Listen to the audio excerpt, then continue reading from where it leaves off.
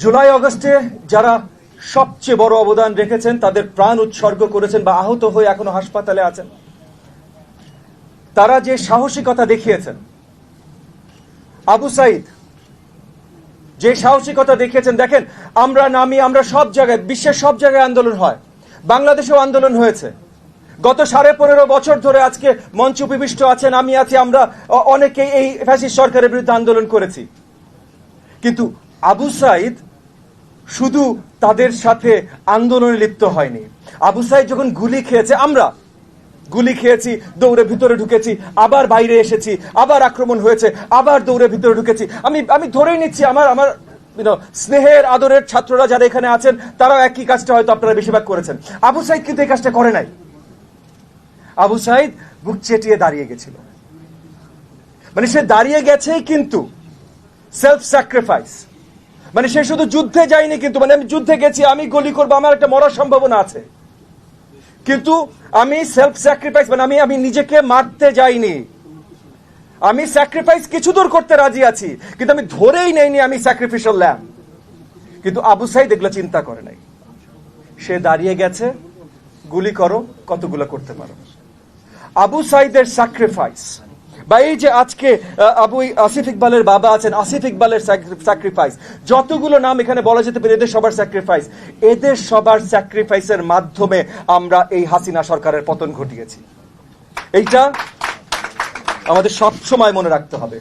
কারণ আমরা প্রথমেও যখন 5 তারিখ থেকে 8 তারিখ যখন নতুন অন্তর্বর্তীকালীন সরকারকে আমরা সবাই সাপোর্ট করে বসালাম, তাদের প্রতিও কিন্তু আমরা আকাঙ্ক্ষা রেখেছিলাম যে অন্য সব দায়িত্ব পরে, প্রথম দায়িত্ব অন্তর্বর্তীকালীন সরকারের প্রথম দায়িত্ব হবে যারা প্রাণ উৎসর্গ করেছে তাদের সঠিক সম্মান এবং তাদের পরিবারের দেখাশোনা করা, এটা হবে প্রথম দায়িত্ব। এবং দ্বিতীয় দায়িত্ব হবে যারা আহত হয়েছেন তাদের সুচিকিৎসা এবং তাদের পরিবারের দেখাশোনা করা। আমি এখনো আশা রাখছি যে অন্তর্বর্তীকালীন সরকার এই দায়িত্বগুলো সঠিকভাবে পালন করবেন। আমরা এখানে, আমি ধরে নিচ্ছি আপনারা অনেকেই বা সবাই এই জুলাই আগস্ট আন্দোলনের সাথে জড়িত ছিলেন। জুলাইয়ের 15, 16, 17 অনেক জায়গায় আমরা আন্দোলন করেছি। এই মঞ্চ উপবিষ্ট 2-1 জন আছেন যারা আমরা একসাথে রাজপথে ছিলাম। 18 তারিখে নর্থ সাউথ থেকে ব্র্যাক পর্যন্ত এই যে বাড্ডার রাস্তায় আমি আপনাদের সাথে ছিলাম। আমি জানি না অনেকে হয়তো আপনারা আমার সাথে ছিলেন, এই যে ওখানে তারা আছেন, আমার সাথে ছিলেন। আপনাদেরকে অসংখ্য ধন্যবাদ। আমি এই কারণে শুধু ধন্যবাদ দিচ্ছি না, মানে দেশের জন্য, জাতির জন্য ধন্যবাদ দিচ্ছি, আমি ব্যক্তিগত কারণেও ধন্যবাদ দিচ্ছি। কারণ প্রথম যখন আমার গায়ে গুলি লাগে, আমি বুঝতে না বুঝতে দেখে আপনারা সবাই আমাকে ঘিরে ফেলেছেন। আমি হয়তো আরো অনেক বেশি আহত হতে পারতাম, আমি আহত আরো বেশি হই নাই, কারণ আপনারা আমাকে রক্ষা করেছেন। তার জন্য আপনাদেরকে অসংখ্য সালাম এবং ধন্যবাদ। জুলাইয়ের 18 তারিখ এগুলো নিয়ে কথা হয়েছে, কিন্তু জুলাইয়ের 18 তারিখে যদি আপনারা না নামতেন, এই আন্দোলনটা বন্ধ হয়ে যেত, হয়তো বন্ধ হয়ে যেত, সেম তেজটা থাকতো না। এবং আপনারা যখন নেমেছেন, এখানে আরো কিছু ফ্যাক্টর আছে যে আপনারা কোনো স্বার্থ ছাড়া নেমেছেন। আমি বলছি না অন্য কেউ স্বার্থ দিয়ে নেমেছে, বাট 18 তারিখে যখন স্পেশালি আপনারা নামলেন, কোটা আপনাদের বিষয় না, প্রাইভেট বিশ্ববিদ্যালয়ের বিষয় কোটা ছিল না। সো আপনারা আসলে জাতির, দেশের জন্য নেমেছেন, কোনো একটা কনসার্ন নিয়ে, একটা ইস্যু নিয়ে নামেন নাই। এবং একই সাথে আপনারা যে পরিবার থেকে এসেছেন, সেই পরিবারগুলোর উপর যখন আঘাত এসেছে, তখন সরকার আসলে বোঝা শুরু করেছে কত ধানে কত চাল। তো আপনারা যদি আন্দোলনে না আসতেন, তাহলে এই আন্দোলনটা হয়তো এত জলদি বা এই সময়ের ভেতরে সাকসেসের মুখ দেখতো না। সেই কারণে আপনাদেরকে ধন্যবাদ। একই সাথে আজকে যারা শিক্ষকরা আছেন প্রাইভেট ইউনিভার্সিটি, আমার কিছু কলিগস আমি সামনে দেখতে পাচ্ছি, এবং অনেক কলিগস আছেন যারা আজকে এখানে দেখছি না, কিন্তু জুলাইয়ের মাসের শেষে, অগস্টের 3, 4, 5 তারিখ আমি তাদেরকে অনেকবার দেখেছি, রাজপথে আছেন, আপনাদের সাথে আছেন।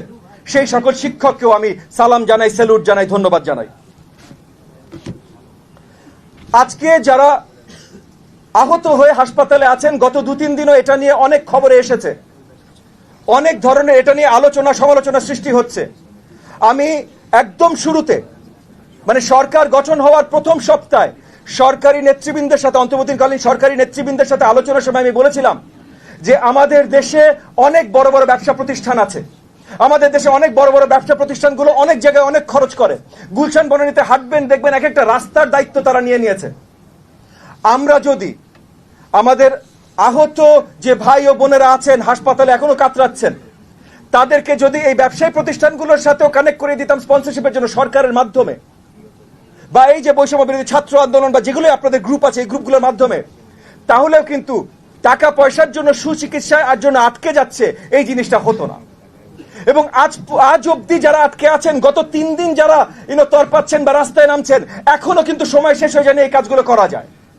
আজকে মঞ্চে যারা উপবিষ্ট আছেন, এগেন এনারা কেউই অন্তর্বর্তীকালীন সরকারের সাথে সংযুক্ত না, কিন্তু এনাদের প্রতিও আমি আহ্বান জানাচ্ছি যে আমি অন্তর্বর্তীকালীন সরকারের প্রতি যে আবেদনটা জানিয়েছিলাম, চলেন আমরা সবাই একসাথে মিলে অন্তর্বর্তীকালীন সরকারের প্রতি আবেদনটা জানাই।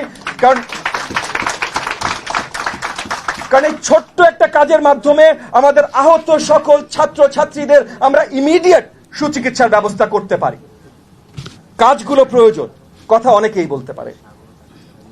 একটা জিনিস আমি আপনাদেরকে বলতে চাই, আপনাদের শিক্ষক হিসেবে বলতে চাই, জন এফ কেনেডিকে আপনারা চেনেন?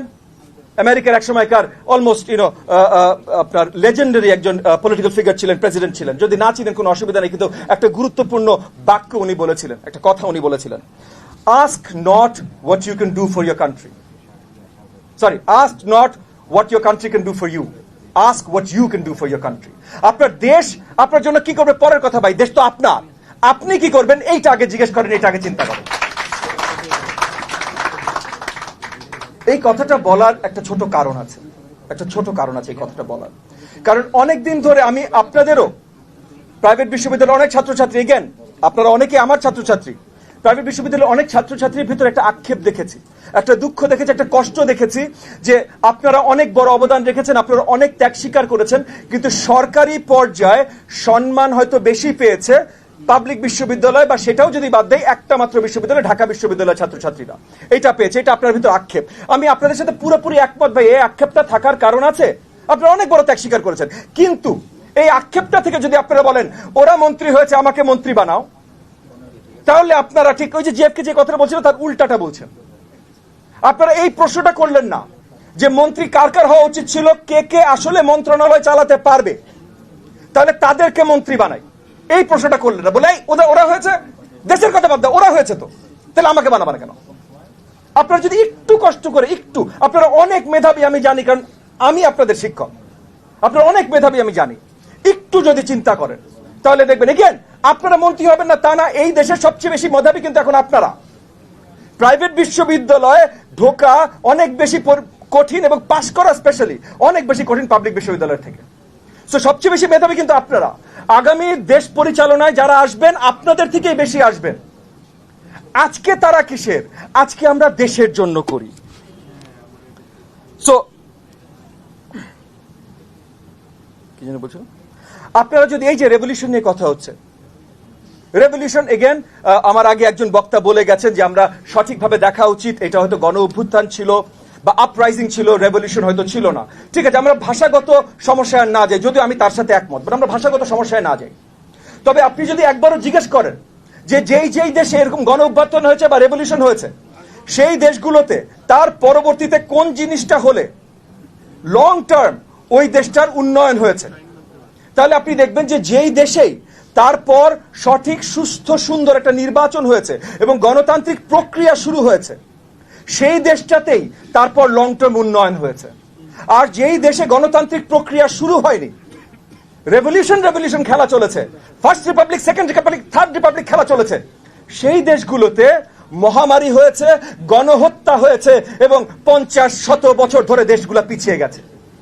ইতিহাসের পাতা থেকে আপনাদের মতো জ্ঞানী, আপনাদের মতো বিচক্ষণ তরুণেরা যদি শিক্ষা না নেয়, তাহলে এই দেশের আর কোনো ভবিষ্যৎ দেখার কোনো জায়গা থাকবে না।